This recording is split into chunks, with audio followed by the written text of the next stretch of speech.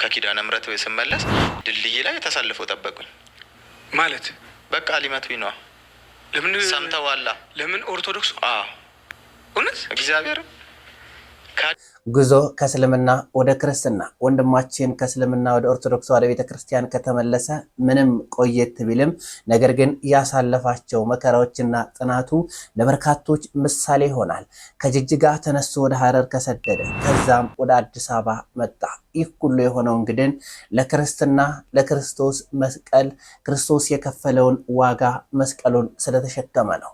ወንድማችን ለበርካቶች ምሳሌ ይሆናል። እሱንም አቀርብላችኋለሁ። አዑዙ ቢላሂ ሚነሽ ሸይጧኒር ረጂም ቢስሚላሂር ረህማኒር ረሂም። ለመሆኑ ኦርቶዶክሳውያን ምን ገሎባችሁ ምን ቸግሯችሁ የፕሮቴስታንት መዝሙር ታዳምጣላችሁ? ይህን ያለችው ከእስልምና ወደ ኦርቶዶክስ ተዋሕዶ ቤተክርስቲያን የመጣችው እህታችን ናት። ለምንድን ነው የመናፍቃን መዝሙር የምንዘምረው? ይሄ የመጀመሪያው ጥያቄ ነው ማለት ነው። ማለት ምን ለማስተላለፍ ነው? ምን ለመንገር ነው? ኢየሱስ ኢየሱስ ስለተባለ ነው ወይ? ምክንያቱም የኛ ቤተክርስቲያን የራሷ ቀለም የራሷ ዜማ ያላት ነች ማለት በመዝሙር እኛ ሰምተን እኔ በራሴ እንኳን ይሄን 12 አመት እንኳን በኖርኩበት ገና ያሰማዋቸው በጣም ብዙ መዝሙሮች አሉ። በጣም ብዙ ማለት ነውና የዜማ ባህር ነች ማለት ተጨልፎ የሚያልቅ አይደለም አይደል ባህር። ስለዚህ ከዛ ሁሉ ዝማሬ ከዛ ሁሉ ምስጋና ወተን እሱ ደግሞ አይደለም በጣም የሚያናድደኝ ማለት ነው እነዛ ዘማሪዎች። ፓስተሩ ለተከታዮቹ ይህንን መልእክት አስተላልፈዋል። ከመጽሐፍ ቅዱስ ያለውን ትታችሁ ከኦርቶዶክስ ተዋሕዶ ቤተክርስቲያን ተቃራኒ ለመሆን ስተቱን መረጣችሁ። ከመጽሐፍ ቅዱስ ጋር አንድም ነገር አላገናኛችሁትም፣ መዝሙራችሁም አይገናኝም ይላል ፓስተሩ። ይህ የፕሮቴስታንቶች ፓስተር ምስክርነት ነው። እሱንም አቀርብላችኋለሁ። ለምንድን ነው እዚህኛ ቸርች ስንዘምር እንዲህ ማናሸበሽበው? እንደዚህ ማናሸበሽበው ለምንድን ነው? እንደዚህ ማናሸበሽበው? በቃ እግዚአብሔር በቂ ነው። እግዚአብሔር ቆይ ለምንድን ነው? አቤት ለምንድን ነው? ብቻ እንደዚህ ነው የኛ ቨርቲካል። ሰላም ውድ ኦርቶዶክሳውያን እንደምን አላችሁ? ሁላችሁንም በያላችሁበት ሀገርና ሰዓት አቆጣጠር ሰላም ብያለሁ። ሰላምታዬ ይድረስልኝ። ይህ ቪዲዮ ከደረሳችሁ ቪዲዮውን ላይክ፣ ሰብስክራይብ፣ ሼር በማድረግ ለበርካቶች እንዲደርስ አድርጉልኝ። ሚዲያ ታዳ ሞቅ የሚለውና ለበርካቶች ተደራሽነቱ የሚሰፋው ስፖንሰር ሲያገኝ ነው። ይህ ሚዲያ በስፖንሰርነት ማገዝ የምትፈልጉ ወንድሞችና እህቶች ካላችሁ ከታች ዲስክሪፕሽን ላይ ስልክ ቁጥርና የቴሌግራም ቻናል አስቀምጬላችኋለሁ። በዛ በመግባት እንግዲህ ሚዲያውን አግዙ።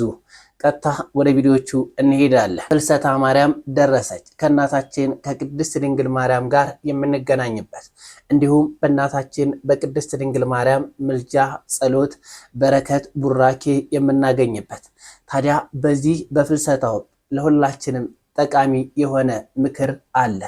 እንዴት ጾሙን እናሳልፍ፣ እንዴት አድርገን ከእናታችን ከቅድስት ድንግል ማርያም በረከት እንዲሁም እንድትረዳን እንዲሁም ደግሞ ከቅዱሳኑ ምልጃ ቡራኬ ረድኤት እንድናገኝ ወደ ፈጣሪያችን እንድንቀርብ ምን እናድርግ፣ እንዴት አድርገን እንጸልይ፣ የጸሎት ስርዓታችንስ እንዴት ቢሆን ጥሩ ነው? እስኪ ከመምህራኖቻችን እንረዳ።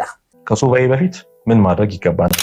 ለሱባኤ እንዴት መዘጋጀት አለብን? ሱባኤ ለመግባት ስናስብ የመጀመሪያው ነገር ምክንያታችንን ለይተን ማወቅ። ቅድም እንዳልኳችሁ የዘረዘርናቸው ነገሮች አሉ አይደል?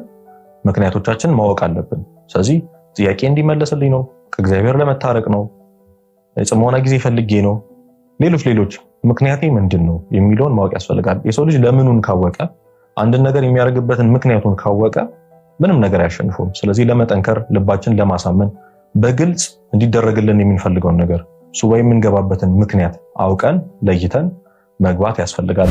ሁለተኛው ቤተክርስቲያናችን እንደምታዘን የሁሉ ነገራችን አማካሪ የሆኑትን የንስሐ አባታችን ማማከር ተገቢ ነው። ሱባኤ በራሳችን ፍቃድ ብድግ ብለን ሄደን የምናደርገው ነገር አይደለም። ሱባኤ ከመግባታችን በፊት የንስሐ አባታችንን አማክረን ልገባ ነው አባቴ በዚህ ምክንያት መግባት ያስፈልገኛል፣ የት ልግባ፣ እንዴት ልግባ፣ ቀኖና ሲሰጡኝ ይሆን ብለን ንስሐ ገብተን የንስሐ አባቶቻችንን አማክረን መግባት አለብን። ሶስተኛው ለምን ያህል ጊዜ መቆየት እንዳለብን መቁረጥ አለብን። አብዛኞቻችን ይሄ ነጥብ አላስፈላጊ ሊመስለን ይችላል፣ ግን አስፈላጊ። ስለዚህ አንዱ ሱባኤ ነው የምቆየው፣ ሁለት ሱባኤ ነው የምቆየው የሚለውን ነገር ለይተን መውጣት ያስፈልጋል ማለት ነው። ይሄ ለልባችንም ጥንካሬ ለጥያቄዎቻችን መልስ እንዲሆንልን ከቅዱሳን በረከት እንድንሳተፍ ያደርገናል። ስለዚህ በየትኛው ጊዜ ምን አድርጌ መውጣት አለብኝ የሚለውን ማሰብ አለብን ማለት ነው። ስለዚህ ሱባኤ አስበን ከመውጣታችን በፊት ስንት ሱባኤ እንደምንይዝ ለምን ያህል ጊዜ እንደምንቆይ አስበን አቅደን መውጣት አለብን። ሌላኛው ለሱባኤ ተስማሚ የሆነ ቦታ መምረጥ። ለሱባኤ ተስማሚ የሆነ ቦታ ሁላችን እንደምናውቀው ገዳማት ናቸው። ስለዚህ የትኛው ገዳም ሊሄድ የሚለውን ጥያቄ መመለስ አለብን ማለት ነው። ይህን የምናደርገው የመጀመሪያው ፈቃደ እግዚአብሔር መጠየቅ አለብን። ልባችን የሚገዛው ለኛ የሚመቸን ከእግዚአብሔር ጋር የሚያቀራርበን ከዓለም ትንሽ ራቅ ያለ በደንብ ለጽሞናና ለጸጥታ ጊዜ የሚመች ቦታን ገዳም መምረጥ አለብን። ይህን ከማድረጋችን በፊት ደግሞ ያሰብነውን ቦታ ከንስሐ አባታችን ጋር ተማክረን እግዚአብሔርን ፈቃዱን ጠይቀን ያንን ቦታ መርጠን መሄድ አለብን ማለት ነው። ስለዚህ ሱባኤ ከመግባታችን በፊት የት ነው የምገባው፣ የት ነው ሱባኤ የሚይዘው፣ የት ገዳምስ ነው የሚሄደው የሚለውን ማወቅ ያስፈልጋል ማለት ነው። ሌላው ሱባኤ ከመግባታችን በፊት ማወቅ ያለብን ነገር አቅማችንን ማወቅ ነው። ብዙ ሰው አቅሙን ባለማወቅ ለብዙ ውድቀት ይዳረጋል።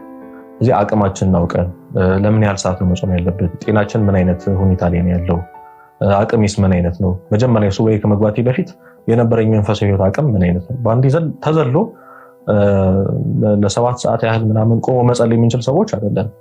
ስለዚህ አቅማችንን ማወቅ ያስፈልጋል ማለት ነው። ስለዚህ አቅማችንን አውቀን ምን ይዘው እንሸክፈውን ነገር ምግብም ሊሆን ይችላል፣ ምንም ነገር ከጤናችን ጋር የሚስማማውን ነገር። ምክንያቱም በጊዜ ሱባኤ ላይ እንመለከተዋለን።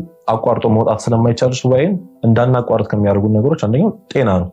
ስለዚህ ጤናችን የሚጠብቁ ነገሮች ይዘን መግባት ያስፈልጋል። ጸሎተ ማርያም ሰላም ለኪ እመቤታችን በዘካርያስ በኤልሳቤጥ ቤት የጸለየችው ጸሎተ ማርያም ይባላልና ምዕመናን በጾመ ፍልሰታ ይህንን ጸሎተ ማርያምን ሰላም ለኪ ጀምሮ በእድሜዋ ልክ 64 ጊዜ ነው የሚጸለይና የቻላችሁ በእድሜዋ ልክ 64 ጊዜ ጸልዩ፣ በረከት ያሰጣል።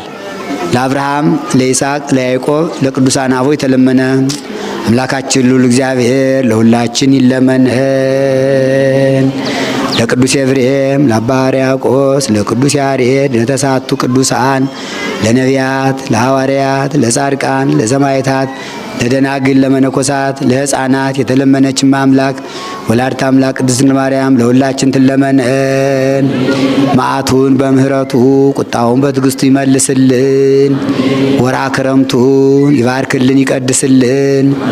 በዚህ ወርሃ ክረምት የሚወርደውን የሰማዩን ዝናም ጠብታ ከአዝርዕቱ ከአትክልቱ ጋር የሚስማማ እንዲሆንልን አዝርዕቱን አትክልቱን ከነአድ ከበረድ እንዲጠብቅልን በገጠሩ አርሰው አለስልሰው ዘር ዘርተው የሚያርሙ የሚኮተኩቱ ገበሬዎችን በወጡበት እንዳይቀሩ በሰላም ወደ ቤታቸው ይመልሳቸው።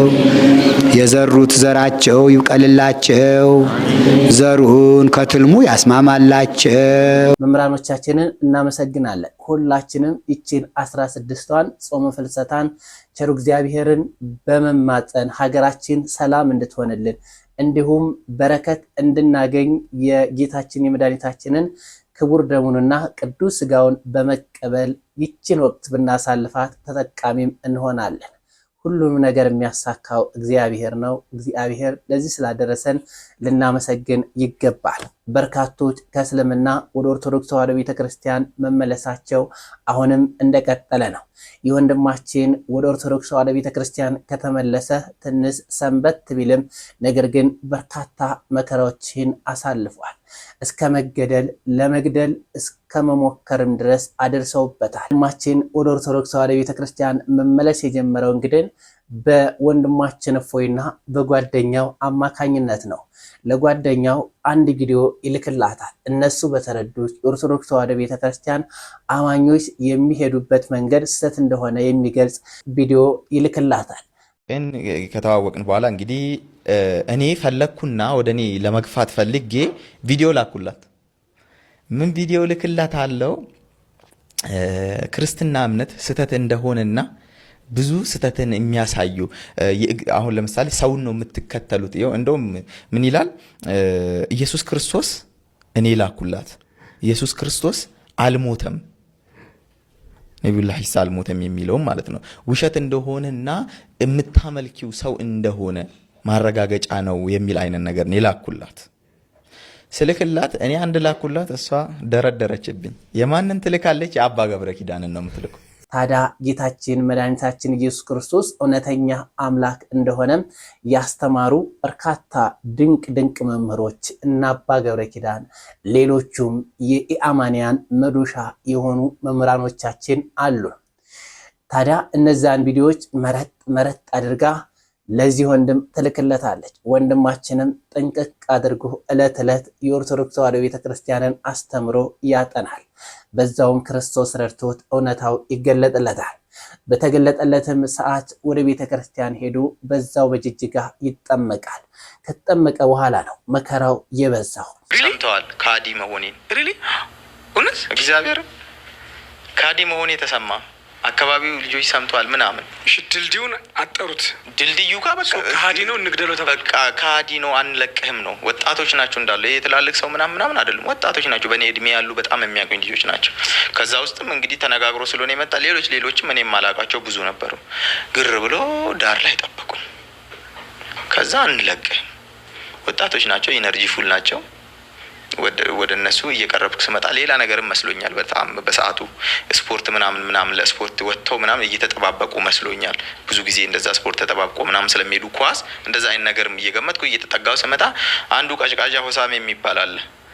ሲል ኮየዳወሳለኝ ሲል ኮየዳወሰው ሳሚ አለቅ ማንተ ካፊር ነው ያለኝ። ቀጥታ ሲለኝ በቃ ዞርኩኝ። ሲወራወር ድንጋዩ ታፋይ አካባቢ መታኝ። መጀመሪያ ድንጋይ እየሮጥኩ ኪዳነ ምሕረትን በዚህ ገብቼ ግቢ ውስጥ አልቆየም። በዛኛው በር ወጣሁ። ባጃጅ ያስኩኝ። ሰፈር ሚካኤል ገብቼ ሚካኤል 2 በር አለው 3 በር አለው መግቢያ ማለት ነው። በተማሪዎች አለ። ከዛ ዋና በር አለ። ድጋሜ መቃብር አለ። ያው ሁሉም ያገናኛል ቤተክርስቲያኑን እና በዋናው በትምህርት ቤቱ በር ገባው፣ በድብቁ በር ገባው። በትምህርት ቤት በር ቀጥታ ሮጬ በዚህኛው በር ገብቼ ስራ ቦታ ደረስኩና ስራ ቦታ ደርሼ ጓደኛዬ ምን አልኳት መሰለ? ስሚኝ ልብስ ማሳጠበው ብዬ ያስቀመጥኩት ይሄን ሰዓት ቤት ተከራይቻለሁ ምናምን ያስቀመጥኩት ልብስ አምጥቼ እና እነሱ ጋር ደግሞ ልብስ ለማሳጠብ ያስቀመጥኩት አለ እሷ ጋር ማለት ነው። ያስቀመጥኩት ልብስ አለ። ያንን ልብስ አቃብኝ ላሳጥበው ነው አልኳት። አመጣችና እየተነጫነጨች ምንድነው መታተስድ ምናምን ፈልጊው ነው ቶሎ በይ ምናምን ብዬ አመጣችው። እየተነጫነጨች ተቀበልኳትና ግራ ቀኝ አየሁ። እሷ እስክትሄድ ጠበቅኩ። ዞር ሰው እንዳሌለ ሳይ ወደ ሐረር የሚያውቁት ወንድሞቹ በእነሱ አስተምሮ አንድ ሰው ካፊር ከሆነ መገደል አለበት የሚል ትእዛዝ አላቸው። ታዲያ ያሳድዱታል። ባሳደዱትም ጊዜ በእግዚአብሔር ጥበብ እግዚአብሔር ረድቶት ከዛ ከመገደል ይተርፋል። ከዛ በኋላም ቀጥታ ከጅጅጋ ወጥቶ ወደ ሐረር፣ ከሐረርም ደግሞ ወደ አዲስ አበባ መጥቶ አሁን ምስክርነት ለመስጠት በቅቷል። በጣም አንዳንዴ ሲጨነቅም እንደው መከራ መጣ ብል ሁሌ ማዘወትረዋልና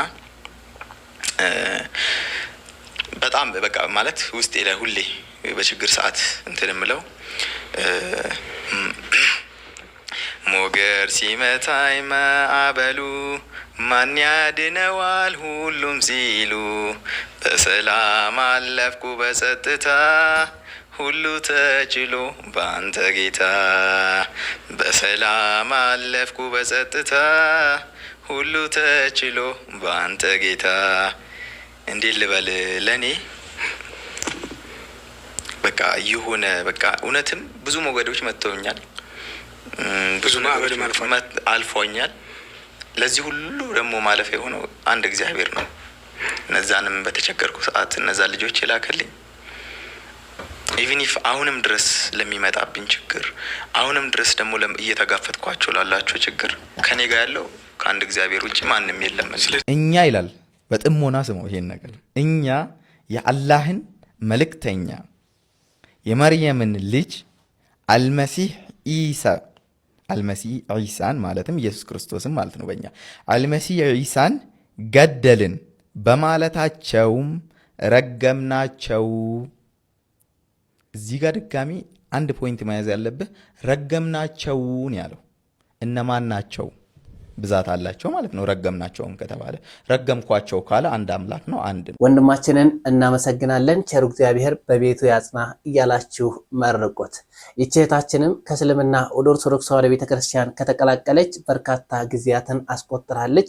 የኦርቶዶክስ ተዋሕዶ ቤተክርስቲያንንም አስተምሮ ጥንቅቅ አድርጋ ስርዓቷን፣ ዶግማዋን፣ ቀኖኗን እያወቀች ትገኛለች። እንዲሁም ታዲያ በየሶሻል ሚዲያው ስተት ናቸው ያለቻቸውን ነገሮች ለህዝባችን ለክርስቲያኖች እያወጣች እያሳየች ትገኛለች። እንዲህ ነው እንግዲህ ከእስልምና መተው ከአሕዛብ እምነት መተው እንደነ ቅዱስ ጳውሎስ መጠራት ማለት እንደዚህ ነው። ሲያስተምሩ በስተት መንገድ የተጓዙትን እህት ወንድሞቻችንን ሲያርሙ ማየት ምንኛ ያስደስታል። ሰላም እንዴት ናችሁ? እግዚአብሔር ይመስገን እኔ ደህና ነኝ። እንግዲህ ዛሬ ተመልሼ መጥቻለሁ። አንድም ለምስጋና አንድም ደግሞ ለወቀሳ እንኳን አይባልም፣ ግን እንደዛው ነው የሚሆነውና መጀመሪያ ግን ከምስጋናው እንጀምርላለሁኝ። ምስጋናው ምንድን መሰላችሁ?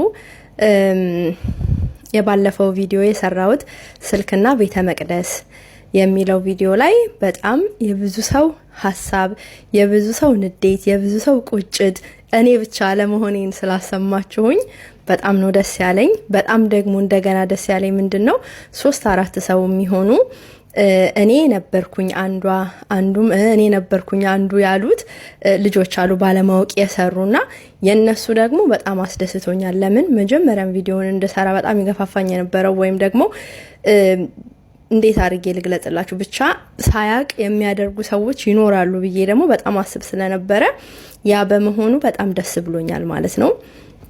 ከዛ በተረፈ በውስጥ በኩል 1-2 ሰዎች ደስ ያላላቸው ሰዎች አሉ።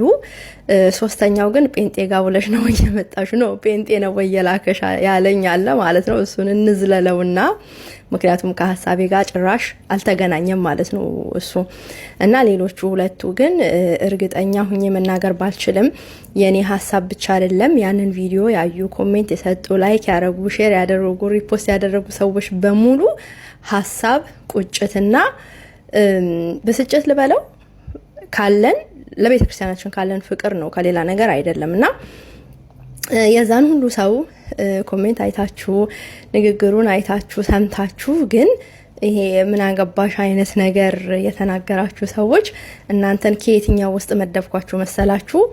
ከአውቀው ከሚያደርጉ ሰዎች አውቀው እያወቁ ከሚያጠፉ ሰዎች መሃል ናቸው እነዚህ ሰዎች ብዬ ደመደምኩኝ ማለት ነውና ልላችሁ መፈልገው ምንድነው እኔ ስለተናገርኩኝ ወይ ሌሎቹ ስለተናገሩ አይደለም ትክክል ነው አይደለም የሚለው ነገር ሊዳኛችሁ የሚችለው ህሊናችሁ ነው። ህሊናችሁ ማይዳኛችሁ ህሊናችሁ እውነቱን እውነት ነው ሐሰቱን ሐሰት ነው ብሎ የማያረጋግጥላችሁ የማይነግራችሁ እናንተ ደግሞ ለህሊናችሁ ለነገራችሁ እውነት እማትታዘዙ ከሆነ ለማን ልትታዘዙ ማንን ልትሰሙ ትችላላችሁ? ማንንም ማለት ነው። የምትሰሙት የምታዳምጡት ህሊናችሁን ሳይሆን ፍላጎታችሁን ብቻ ነው። ስለዚህ ከእናንተ ጋር ብዙ ምለው ነገር የለም፣ ግን እግዚአብሔር አሁንም ለሁላችን ማስተዋልን ያድለን ብዬ እላለሁ ማለት ነው። እና በዚሁ ደግሞ ስላበረታታችሁኝ ማለት ነው። ሌላ ደግሞ አንድ በጣም ስለሚቆረቆረኝ ነገር ልንገራችሁ። እሱ ምን መሰላችሁ? መዝሙርን በተመለከተ ነው። መዝሙርን በተመለከተ ስላችሁ ደግሞ ምን ልትል ነው እንዳትሉ። በእርግጥ ሌላ ቦታ አላይም፣ እማየው እዚሁ ቲክቶክ ላይ ነው። ቲክቶክ ላይ ከሚዘምሩ ሰዎች አንዷም እኔ ነኝ ማለት ነውና በጣም ብዙ አይነት መዝሙሮች አሉ። እኔ ለምሳሌ የምትዘምሩ ከምን አንጻር ነው ብትሉኝ መዝሙሩን ከወደድኩት ሄጄ ሰማዋለሁ፣ ዩቲዩብ ላይ አየዋለሁኝ። ከዛ ልክ ነው ብዬ ባመንኩበት ደግሞ ወጥቼ ደግሞ ትንሽዬ ቪዲዮ ቀንጨባ አድርጌ ማንኛውም ሰው እንደሚሰራው እሰራለሁ ማለት ነው። ያ ቪዲዮ የደረሰው ሰው እንደውም አንዳንዶቹ ይጠይቁኛል የዘማሪዋን ስም የት ነው ማገኘው፣ ሙሉን ማዳመጥ የሚፈልጉ ሰዎች ስላሉ ማለት ነውና ከዛ ወደ ዩቲዩብ ሄደው ያንን መዝሙር ይሰማሉ፣ እግዚአብሔርን ያመሰግኑበታል በዛ መዝሙር ማለት ነው። የኔ ሐሳብ ይሄ ነው።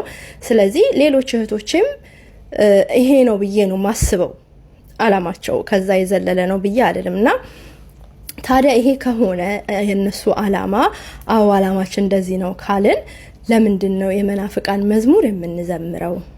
ለምንድን ነው እዚህኛ ቸርች ስንዘምር እንዲህ ማናሸበሽበ እንደዚህ ማናሸበሽበ? ለምንድን ነው እንደዚህ ማናሸበሽበ? በቃ እግዚአብሔር እግዚአብሔር በቂ ነው። እግዚአብሔር ቆይ ለምንድን ነው